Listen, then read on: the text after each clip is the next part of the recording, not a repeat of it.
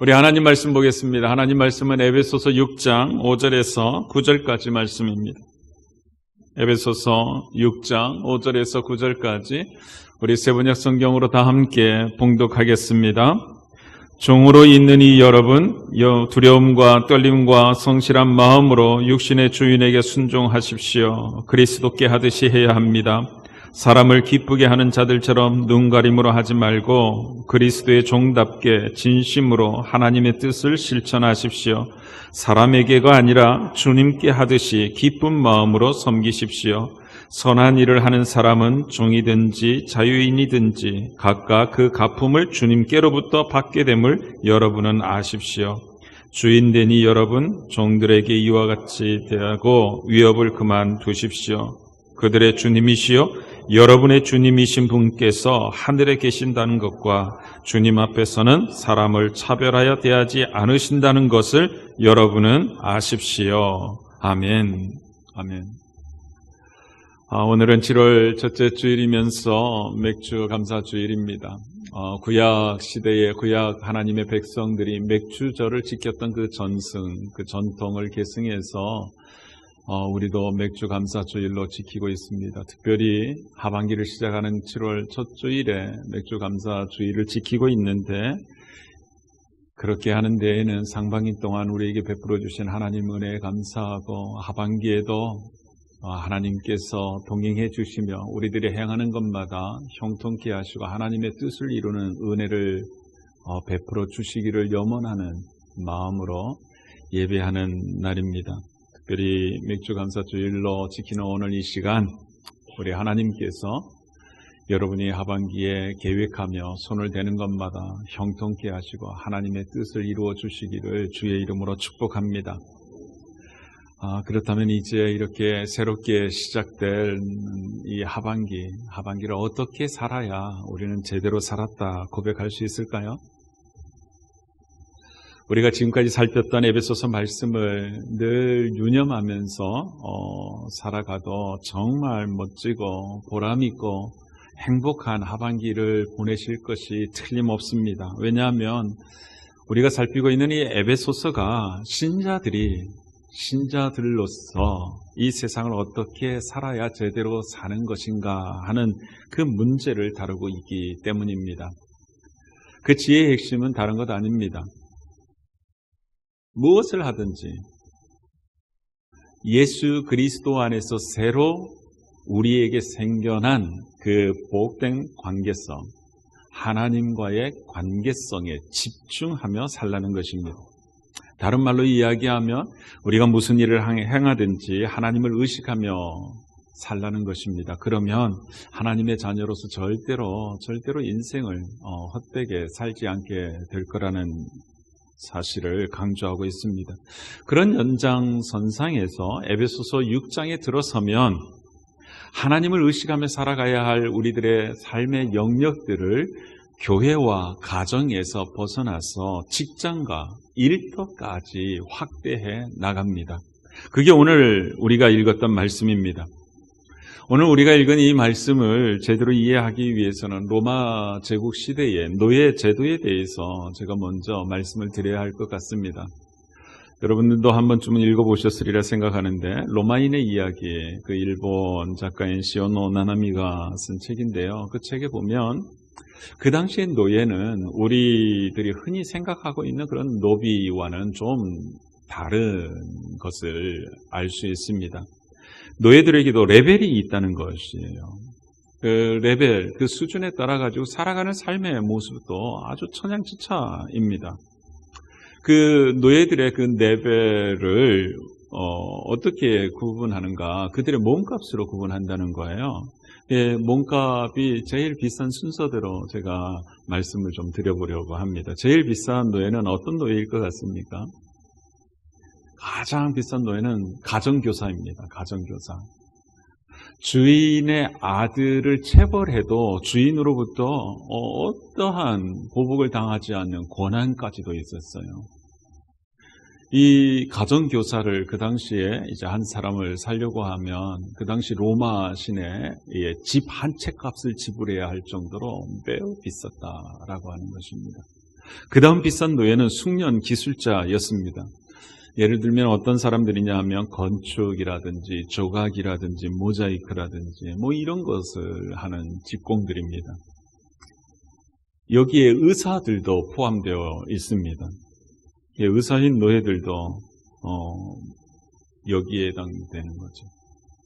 그 다음 상급 기술자인 노예들인데 이들은 무역업에 종사하거나 농장을 경영한다든지 아니면 행정 업무를 다루는데 비서 역할을 하는 노예들입니다. 그 다음은 일반 기술자인 노예입니다. 뭐 조그만 가게의 지배인이라든지 아니면 장인이라든지 예능이라든지 뭐 검투사들도 여기에 해당됐습니다. 그 다음은 가사 도우미, 가정에서 요리하고 뭐 청소하고 주인을 섬기는 노예들. 가장 비참한 노예들은 비숙련 노동자였습니다. 이들 대부분은 농산이나 아니면 광산에서 정말 짐승처럼 일을 해야만 했던 노예들입니다. 그런데 이런 다양한 레벨들이 있는데 어떤 레벨에 있는 노예이든지 간에 노예는 절대적으로 주인이 시키는 일에 항명할 수가 없었습니다. 그 당시 노예는 사람이 아니었습니다. 그 당시 노예는 물건이었습니다. 물건과의 차이점은 인간의 말을 할 줄 알고 살아있다는 것뿐이었습니다. 이들의 목숨은 주인 손에 달려 있었습니다. 아주 사소한 잘못이라 할지라도 주인이 그를 죽이려고 했으면 그냥 죽여도 아무런 법적인 제재를 당하지 않았습니다. 예를 들면 이런 경우도 있었대요. 도미티안 황제는 자신의 목욕물이 조금 뜨겁다고, 그렇게 뜨겁게 준비해 놨다고 그 목욕물을 담당하는 노예를 불에 태워서 죽여버렸대요. 반면에 이들 노예에게도 경우에 따라서는 재산을 모을 수 있는 자율권을 주었다고 합니다. 그래서 노예들로 하여금 자발적으로 일을 할 수 있도록 유도했던 것 같습니다. 그리고 일반적으로 노예는 종교적인 측면에서는 물건이 아니라 사람 취급을 받았습니다. 무슨 이야기냐 하면 자유롭게 그들만의 종교 생활을 할 수 있도록 허용해 주었다는 것입니다. 그래서 여러분 1세기 신약교회에 보면 노예 출신인 신자들이 제법 많습니다. 여러분이 잘 알고 있는 오네시모도 노예 출신인 신자였습니다. 그리고 좋은 주인들은요, 자신의 노예를 해방시켜 주기도 했습니다. 자유인이 되게 해주기도 하는 거죠. 그래서 심지어 로마 시민도 될 수 있었다고 합니다. 그렇게 자유인이 되면 그때부터 결혼해서 애를 낳으면 그 자녀들은 노예가 아니라 자유인이 되는 것입니다. 그런데 노예일 때 결혼을 해서 애를 낳으면 그 자녀도 노예가 되는 것이었죠. 여러분, 이것이 그 당시 노예 제도의 모습입니다.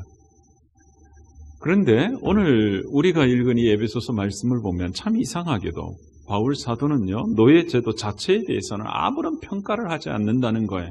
노예 제도에 대해서 가타부타 언급조차 하지 않습니다. 에베소 교회 성도들에게 노예 제도를 허용하고 있는 로마 제국의 반기를 들어서 봉기하라 뭐 이런 이야기도 하지 아니하고 노예들을 해방시켜 주어야 한다 뭐 이런 이야기를 하나도 하지 않는다는 것입니다. 여러분, 사도 바울이 이 노예 제도를 찬성하기 때문일까요? 그는 로마 시민이었으니까. 근데 그렇지 않다는 거예요. 그가 노예 제도에 대해서 언급하지 않았던 이유는 다른 게 아니라 노예 제도는 타락한 인간들이 만들어낸 죄된 산물일 뿐이라고 여겼던 거예요. 그러한 세상 제도 개혁에는 하나님이 관심을 두지 않으신다 이렇게 생각했던 것입니다. 하나님의 관심사는 뭔가 그러한 처지에 있는 사람들이 하나님과 바른 관계, 복된 관계를 회복해서 하늘의 신령한 복을 누리며 살아가는 존재가 되는 것, 이게 하나님의 관심사라고 생각했던 것입니다. 이 죄악된 세상에서 신분의 차별이 없이 누구나 하나님의 자녀로서 당당하고 행복하게 살아가도록 하는 것, 이게 하나님의 관심사라 생각했던 것입니다. 바울은 이런 하나님의 관심사에만 집중합니다. 어떠한 신분, 어떠한 처지에 있든지 간에 하나님께서 주신 구원의 은혜를 받도록 하는 데 집중합니다.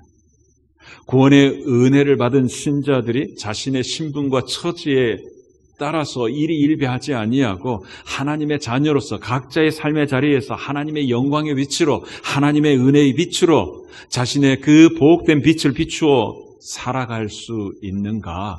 여기에만 집중하더라는 것입니다. 그래서 노예로 살고 있는 신자들에게, 그리고 노예를 거느리는 주인으로 살아가고 있는 신자들에게 각각 하나님의 자녀로서 하나님의 신령한 복을 누릴 뿐만 아니라 서로 존중하고 서로 세워주는 삶을 제대로 살아갈 수 있는 지혜를 일깨워 주는데 집중하더라는 것입니다. 그러면 이 노예제도에 대한 이 이야기가 오늘 우리가 살고 있는 이 시대와 어떤 연관성이 있겠는가 하는 것이죠. 여러분, 노예제도가 사라진 21세기에서 이 에베소서에서 언급하고 있는 노예와 주인과의 관계를 직장과 일터에서 우리들이 살아가는 생활로 연결 지을 수 있을 것 같습니다. 그 당시 노예들이 다양한 직종에서 일을 했던 것처럼 오늘날도 다양한 직업을 가지고 많은 사람들이 살아갑니다. 그렇게 다양한 직장과 일터에서 함께 일하는 동료들, 그리고 직장 상사와 부하 직원, 그리고 거래하는 분들과 맺는 그 관계들을 이 에베소서 6장 5절에서부터 9절까지 다루는 이 종과 노예의 관계에 적용할 수 있을 것 같습니다. 그래서 우리 모두가 이 말씀을 통해서 우리들이 일터에서 신자로서 어떻게 살아가야 하는지 그 지혜를 얻는 시간이 되기를 주의 이름으로 축복합니다. 우선 종들에게 하는 말씀을 한번 보십시오. 종들에게 하는 이야기가 제법 깁니다. 5절에서부터 8절까지 나오는데 여기에 반복적으로 나오는 표현이 있습니다. 그게 뭔지 한번 들여다보시죠. 우선 5절을 같이 한번 읽겠습니다. 함께 봅니다.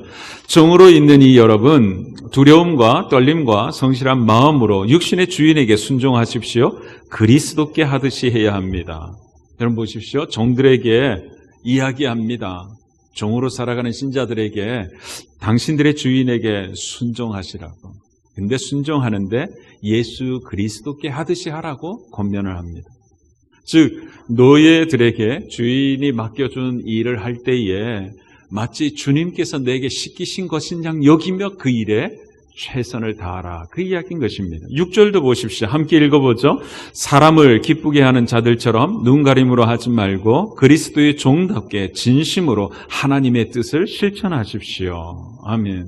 거기 보면 그리스도의 종답게 진심으로 하나님의 뜻을 실천하라 이야기하는데 이 말은요, 주인이 시킨 그 일을 통해서 하나님의 뜻이 이루어지도록 최선을 다하라, 그런 이야기인 것입니다. 여러분 7절 말씀도 보십시오. 사람에게가 아니라 주님께 하듯이 기쁜 마음으로 섬기십시오.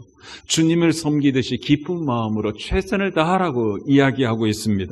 8절도 같이 한번 읽어보시죠. 선한 일을 하는 사람은 종이든지 자유인이든지 각각 그 갚음을 주님께로부터 받게 됨을 여러분은 아십시오. 아멘. 여러분 이게 무슨 이야기입니까? 여러분 이 말씀은요, 직장이나 일터에서 행하는 그 일 역시 하나님 심판대 앞에 섰을 때 하나님의 평가를 받게 될 거라는 소리입니다. 그리고 주인에게 하는 이야기도 한번 보십시오. 9절 같이 읽겠습니다. 주인 되니 여러분 종들에게 이와 같이 대하고 위협을 그만두십시오. 그들의 주님이시요 여러분의 주님이신 분께서 하늘에 계시다는 것과 주님께서는 사람을 차별하여 대하지 않으신다는 것을 여러분은 아십시오. 아멘. 여러분 거기 우선 주인 되니 여러분 종들에게 이와 같이 대하라 이야기를 합니다. 여러분 이와 같이 대하라는 말씀은 무슨 이야기입니까? 5절에서부터 시작해서 8절까지 나와 있는 그 이야기 전체를 다 받는 것입니다. 그 말씀처럼 행하라는 거죠. 한마디로 존중하라는 이야기예요. 그러면서 하나를 덧붙이는 거예요. 그들의 주님이시오 여러분의 주님이신 분께서 하늘에 계신다고 이야기합니다. 당신들은 주인으로 있지만 진정한 주인은 당신들이 아니라 여호와 하나님이심을 잊지 말라. 그 이야기인 것입니다. 결국 주인된 신자들에게도 무슨 이야기를 하는가? 참 주인이신 하나님을 의식하면서 노예들을 인격적으로 대해야 한다. 그 이야기를 하는 것입니다. 이렇게 보면요, 노예이든지 주인이든지 구별하지 않고 일관되게 반복적으로 하는 이야기 하나가 있는 거예요. 그건 뭐냐 하면 그들 각자가 맡아서 하는 일은 하나님께로부터 받아서 위임받은 일로 여기고 그 일을 하나님께 하듯이 행하며 살아야 한다. 그겁니다. 여러분 무슨 이야기인지 이해가 되십니까? 여러분 이 이야기가 여러분 피부에 와닿도록 하기 위해서 제가 두 사람의 간증 이야기를 소개해 드리려고 합니다. 들으면서 어떤 차이가 있는지 한번 생각해 보시죠. 첫 번째 간증은 어느 목사님이 기독교 라디오 방송에 나오셔서 고백했던 신앙 고백의 한 대목입니다. 한번 들어보십시오. 저는 사범대학을 졸업한 후에 교사로 발령받아 학교에서 학생들을 가르쳤었습니다. 그런데 교사로 일할 때에는 하나님을 기쁘게 하는 것이 무척이나 힘들었습니다. 그래서 교직을 그만두고 조금 더 보람된 일을 해보자는 각오로 신학교에 입학해 목사가 되었습니다. 그리고 간증 이야기가 이어지는 거예요. 그리고 두 번째 간증은 어느 의사의 간증입니다. 어느 책에서 읽었는데 그 한 대목을 여러분에게 소개합니다. 저는 신앙인 의사입니다. 저의 소명은 신앙으로 사는 것이고 저의 사명은 환자의 건강을 책임지는 것입니다. 신앙인으로서 하나님 앞에서 사는 소명과 의사로서 환자의 치료를 책임지는 사명은 저에게 있어서 뗄래야 뗄 수 없는 하나입니다. 그렇게 하나님을 기쁘시게 하며 살다가 주님 앞에 서고 싶습니다. 여러분 두 간증의 그 첫 대목들을 들어보셨는데 여러분 어떤 차이가 있습니까? 여러분 첫 번째 간증자는 목사님이시잖아요. 이 첫 번째 간증자는 세상에서 살아가는 직업, 교사, 그 교사직을 세상일로 여겼고 나중에 된 목사직을 하나님의 일로 여겼습니다. 반면에 두 번째 간증자는요, 신자로서 살아가는 삶과 의사로서 살아가는 삶을 동일시하고 있습니다. 신자로서 의사라는 직업을 가지고 살아가는 것, 이것은 하나님께서 자신에게 주신 사명이라고 여기고 그 일을 통하여 하나님께서 이루고자 하시는 환자들의 치료에 헌신하며 살려고 합니다. 첫 번째 간증자는요, 종교적인 일과 일상적인 일을 주의 일과 세상 일로 이렇게 편가르기, 구분을 해 놓았습니다. 그런데 종교적인 일을 하는 것만 주의 일을 하는 것이라고 생각하고 세상 일을 하는 것은 주의 일을 하는 것이라고 생각하지 못하고 계십니다. 그러니까 교사와 같은 직업으로 살아가는 일상의 삶은 세상의 일일 뿐이고 절대로 주의 일이 될 수 없다고 생각하는 거죠. 반면에 두 번째 간증자는요, 자신의 직업을 가지고 살아가는 그 일상적인 삶, 그리고 일상적인 일을 주의 일로 승화시키고 계십니다. 여러분, 이 두 분의 이 직업관의 차이를 아시겠죠? 사실 저와 같은 목사는요, 이 종교적인 일을 직업으로 하는 하나님의 사명자입니다. 그리고 교사나 의사는요, 일상적인 일을 직업으로 하는 하나님의 사명자인 거죠.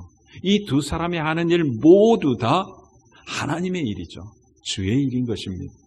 그러니까 각각 자기가 하고 있는 그 직업을 통해서 얼마든지 하나님께 영광을 돌릴 수 있습니다. 그런 측면에서 목사나 교사나 의사나 할 것 없이 다 주님의 일을 하는 사람들임에 틀림없는 것이죠. 그런데 적지 않은 분들이 첫 번째 간증자처럼 생각하며 살아간다는 것입니다. 이원론적 사고를 가지고 교회에서 하는 일들, 이것만 주님의 일이라고 생각하고 내가 살아가는 일상의 삶에서의 그 일은 절대로 주님의 일이라고 생각하지 않는 거예요. 교회에서 하는 일만을 통해서는 하나님을 기쁘시게 할 수 있지만 내가 일상에서 살아가는 그 일을 통해서는 하나님을 기쁘시게 할 수 있다고 생각하지 않는다는 것입니다. 그 결과가 어떤 모습으로 드러나는가 하면 교회 안에 들어오면 신자들로 가득 차 있습니다. 그런데 세상에 나가면 그 사람이 신자인지 비신자인지 분간되지 않는다는 것입니다.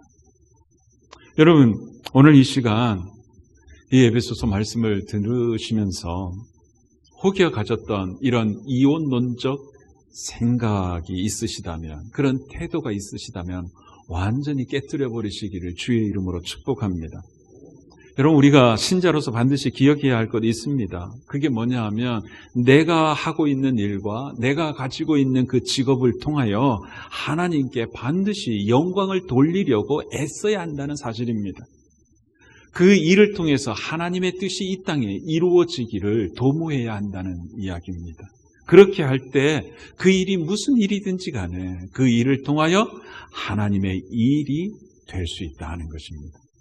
직장 생활하는 것이 하나님의 일이 될 수 있다 하는 거예요. 직장 생활하는 것이 하나님을 기쁘시게 하는 삶이 될 수 있다 하는 것입니다. 사도 바울은 지금 노예로 살고 있는 에베소 교회 신자들에게 지금 이걸 이야기하는 것입니다. 이걸. 여러분 한번 상상해 보십시오. 그들은 신자임에 틀림없지만 노예였습니다. 노예. 그들 모두가 다 주인의 아들을 가르치는 가정교사가 아니었습니다. 어쩌면 그들 대부분은 악한 주인을 만나서 혹독하게 대우를 받고 있었을지도 모릅니다. 끼니도 제대로 이어가지 못하는 대우를 받고 있었을지도 모릅니다. 혹여 목욕물 온도가 뜨겁다고 채찍질을 당하고 있는지도 모릅니다. 그러니 여러분 생각해 보세요. 그런 처지에 있는 노예들이 아무리 신자가 되었다고 해서 자신이 하고 있는 그 노예라는 그 일을 통해서 흔히 우리들이 이야기하고 있는 자아실현 할 수 있을까요? 아마 그들의 자존감은 저 바닥을 뚫고 저 지하 깊숙이 내려가 있었을 것이 틀림없습니다.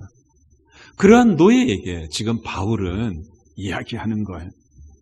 종으로 있는 사람들이요, 두려움과 떨림과 성실한 마음으로 육신의 주인에게 순종하십시오. 그런데 그리스도께 하듯이 하십시오. 그리스도의 종답게 전심으로 하나님의 뜻을 이루어 가십시오. 이야기하는 거예요. 지금 무슨 이야기를 노예에게 하고 싶은 거예요? 그렇게 비천하고 자존감이 낮아 있는 노예들에게 당신들이 행하고 있는 그 모든 일들은 얼마든지 주님을 기쁘시게 하는 주님의 일이 될 수 있습니다. 지금 이 이야기를 들려주고 싶은 거예요. 자기가 해야 하는 그 일을 주님께 하듯 행하기만 하면 그 일이 아무리 비천하게 보인다 할지라도 하나님을 기쁘시게 하는 일이 될 수 있다는 거예요. 아무리 보잘것없는 일이라 할지라도 하나님을 영광스럽게 하는 일이 될 수 있다는 이야기인 것입니다. 여러분, 오늘 이 시간 이 이야기는 저와 여러분에게도 들려주는 이야기입니다. 우리 모두가 회복해야 하는 것이 이런 영적 자존감 회복인 것입니다. 여러분이 가지고 있는 직업, 여러분이 행하고 있는 그 일, 여러분이 살아가는 일상의 삶을 통해서도 얼마든지 하나님을 영화롭게 할 수 있고 하나님을 얼마든지 기쁘시게 할 수 있다는 자신감을 회복해야 한다고 오늘 바울은 우리에게 이야기하고 있는 것입니다.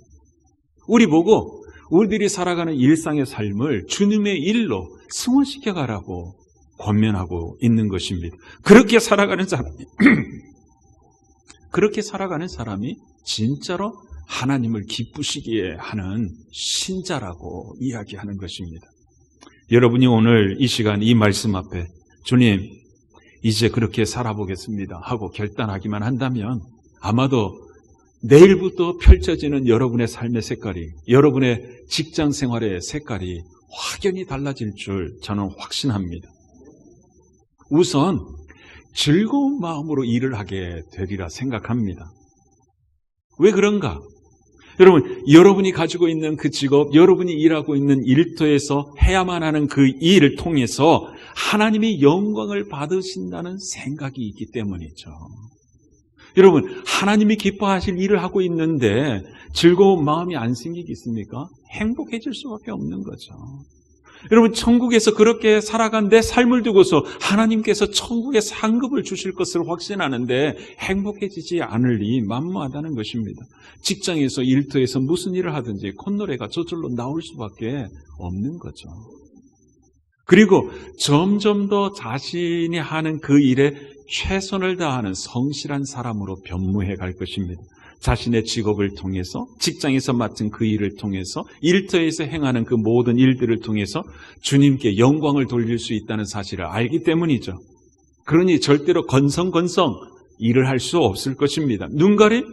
아마 여러분 인생에서 사라져버릴 것입니다. 온 마음을 다해서 그 일이 무슨 일이든 간에 진실되게 할 수밖에 없을 것입니다. 그러다 보면 자연적으로 얻는 어부지리적인 축복이 있는데 그게 뭡니까? 아주 탁월한 전문가가 되어가는 것이죠. 하나님께 영광을 돌리는 신자가 될 뿐만 아니라 주변 많은 사람들에게, 일터에서 일하는 동료로, 또 직장 상사들에게 정말 실력 있는 사람으로 인정받게 될 것이 분명합니다. 사랑하는 성도 여러분, 여러분의 일터에서 행하는 여러분의 일들, 여러분의 직업을 주님이 행하시는 그 주님의 일로 승화시켜서 날마다 행복하게 살아가는 신자가 되기를 주의 이름으로 축복합니다. 그리고 신자가 직장과 일터에서 제대로 살아가는 두 번째 지혜가 있는데 그게 뭐냐 하면 서로 존중하며 세워주는 것입니다. 서로 존중하며 세워주는 거예요.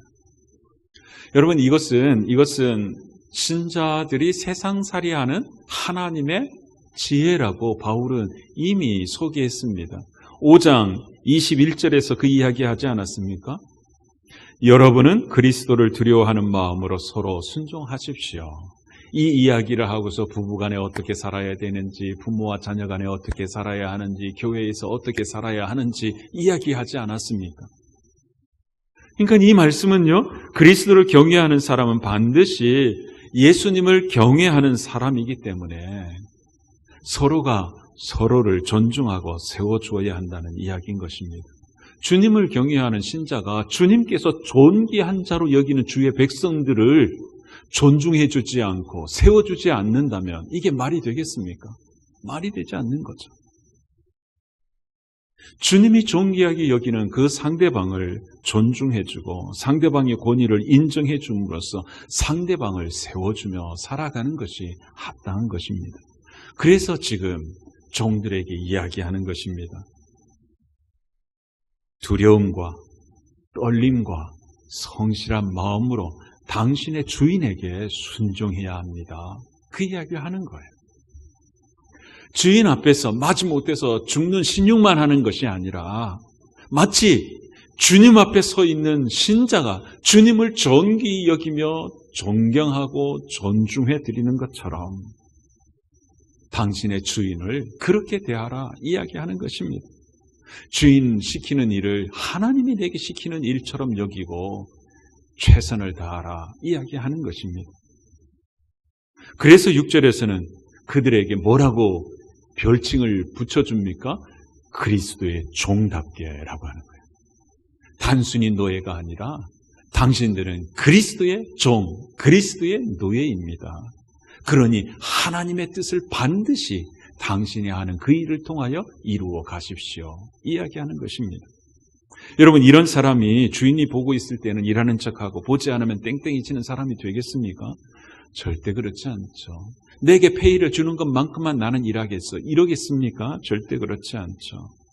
그러니까 하나님의 자녀인 종이라고 한다면 자신들에게 맡겨진 그 일을 최선을 다해 수행하는 것을 통해 가지고 주인을 반드시 성공시켜주는 사람이 되어야 한다. 그 이야기를 하는 것입니다. 그것도 마지못해 하는 게 아니라 아주 기쁜 마음으로 기꺼이 그리해야 한다는 것입니다. 우리 보고 우리들이 직장에서 우리들의 일터에서 그리해야 한다고 이야기하는 것입니다. 그냥 시간만 때우다 퇴근하는 식의 직장생활 안 된다 하는 것입니다. 그 직장에서 해야 하는 그 일을 최선을 다해서 해야 한다는 거예요. 왜 그래야 되는가? 그렇게 하는 그 일을 통해서, 그런 일을 하는 나를 통해서 내가 다니고 있는 직장, 그 일터를 복되게 하는 주인공이어야 하기 때문입니다. 여러분, 주인들도 마찬가지예요. 주인들에게도 뭐라 그랬어요? 9절에 이렇게 이야기하지 않습니까? 주인되니 여러분, 종들에게 이와 같이 대하고 종들을 인격적으로 대하고 존중하라고 이야기합니다.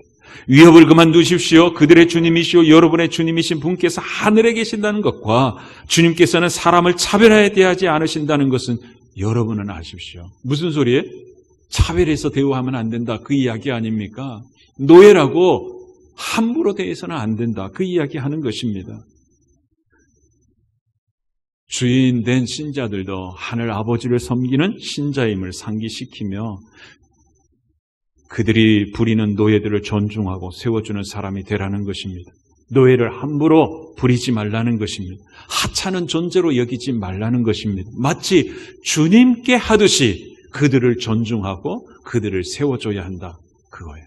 그래서 실질적으로 위협하지 말라는 거예요. 너 그러다 죽는다. 그 소리 하지 말라. 그거인 것입니다.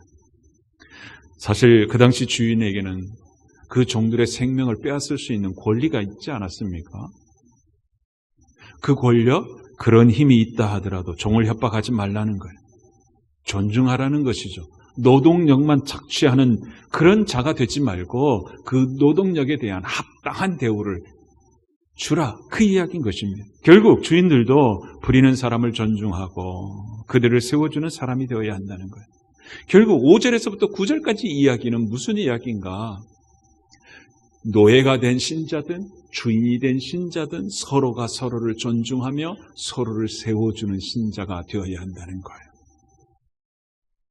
다른 말로 이야기하면 종이든 주인이든 상관없이 반드시 누군가를 복되게 하는 사람이 되라는 이야기입니다. 아브라함처럼 말입니다. 여러분, 믿음의 조상 아브라함이 하나님께 복을 받은 사람이 되지 않았습니까? 그런데 하나님께서 주신 그 복은요, 아브라함만 복을 받아 누리는 것으로 끝나는 것이 아니라 아브라함 때문에 다른 사람들도 복을 받게 되는 것이었습니다. 실제로 그랬습니다. 여러분, 창세기 12장 2절 3절 말씀을 보면요, 이렇게 이야기합니다. 내가 너로 큰 민족을 이루고 내게 복을 주어 내 이름을 창대하게 하리니 너는 복이 될지라. 3절은 같이 읽겠습니다. 너를 축복하는 자에게는 내가 복을 내리고 너를 저주하는 자에게는 내가 저주하리니 땅의 모든 족속이 너로 말미암아 복을 얻을 것이라 하신지라. 아멘. 여러분, 이게 아브라함이 받은 축복의 내용입니다. 무슨 이야기입니까? 너는 누군가에게는 복이 되는 사람이 되어야 한다. 그 이야기하는 거예요. 실제로 그랬습니다. 아브라함 때문에 그의 조카 롯이 복을 받은 사람이 되었습니다.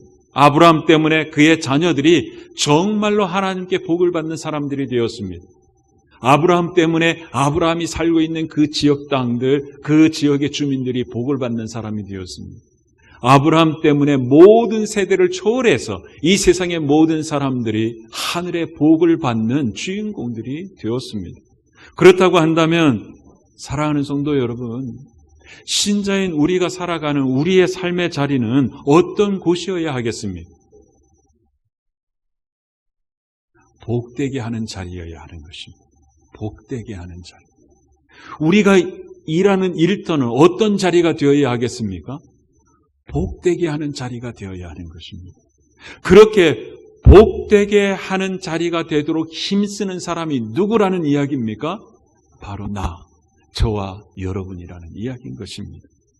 우리들 때문에 누군가가 존중을 받고 우리들 때문에 누군가는 세워져서 우리들 때문에 누군가는 하나님이 부어주시는 복을 누리는 당사자가 되어 있어야 한다는 말입니다. 사랑하는 성도 여러분, 여러분의 직업이 무엇이든지 간에 여러분이 일하는 일터에서 이러한 역사가 강력히 일어나게 되기를 주의 이름으로 축복합니다. 여러분 모두가 누군가를 반드시 복되게 하는 하나님의 자녀들이 되기를 주의 이름으로 축복합니다. 그렇게 결단한 성도님들은 정말 명심해야 할 것 있습니다. 여러분이 아멘함으로 결단했다고 해서 누군가를 복되게 하는 일이 저절로 이루어지는 게 아니라는 것입니다. 적어도 제가 말씀드리는 3가지는 꼭 실천하고 있어야 한다는 거예요. 첫 번째는 뭐냐 하면 의식의 변화입니다. 의식의 변화가 일어나고 있어요. 끊임없이 여러분이 가지고 있는 그 의식을 변화시켜야 합니다. 어떻게 변화시켜야 되는가? 신자인 나는, 하나님의 백성인 나는 하나님의 백성으로서 내 직업을 사명으로 여기며 누군가를 반드시 복되게 만들어가며 살아야 한다는 의식으로 변화시켜가야 되는 거예요. 나는 누군가를 복되게 하기 위해서 이 땅에 태어났다고 자기 선언을 해야 되는 거예요. 이런 의식이 끊임없이 내 마음속에 자라나고 있어야 되는 거예요. 여러분, 이렇게 자라나고 있으면 자연스럽게 뭘 하게 되겠습니까? 기도하게 되는 거죠. 눈을 뜨면 하나님, 오늘 하루도 누군가에게 반드시 복되게 하는 존재로 살아갈 수 있도록 도와주옵소서 기도하겠죠. 여러분, 다니엘이 그런 인물 아닙니까? 다니엘은 한 나라의 총리가 되었습니다. 여러분, 총리로서 얼마나 바쁜 일정을 소화해야 했겠습니까? 그런데 하루에 3번의 시간을 정해가지고 예루살렘을 향한 창문을 열고 그는 기도합니다. 무슨 기도했을까요? 여러분, 그가 살아가는 그의 나라는요, 하나님의 하나님 되심을 무시하며 우상 숭배가 극을 치고 있는 나라였습니다. 그런 나라에서 신자로서 하나님의 백성으로서 하나님을 섬기는 사람으로서 살아갈 수 있는 지혜와 은혜와 능력을 구하지 않을 수 없었던 것입니다. 그런 상황 속에서 누군가를 복되게 하는 삶을 살아갈 수 있는 은혜를 달라고 기도하지 않을 수 없었던 거예요. 그게 기도했던 거예요. 끊임없이 누군가를 복되게 하는 사람이라고 의식을 변화시키고 그런 삶을 살아갈 수 있도록 하나님 앞에 기도를 했다면, 3번째, 이것 해야 돼요. 뭐냐 하면 아주 사소한 것부터 시작해야 된다는 것입니다. 여러분, 우리 속담에 천리길도 1000걸음부터,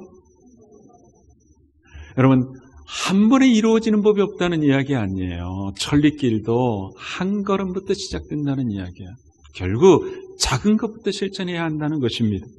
내가 일도에서 조그마한 일로부터 시작하다 보면 어느덧 우리들 때문에 우리 주변에 세움받은 사람들이 생겨나고 하나님께 복을 받은 사람들이 나타나기 시작할 것입니다. 사랑하는 성도 여러분, 여러분들 모두가 여러분들이 가지고 있는 직업들, 그리고 여러분 각자가 살아가는 그 일터에서 행하는 모든 일들을 통해서 하나님의 뜻을 이루어 드릴 뿐만 아니라 그렇게 하나님께 영광 돌리는 그 일을 통하여 누군가를 복되게 하는 신자로 살아가기를 주의 이름으로 축복합니다. 기도하겠습니다.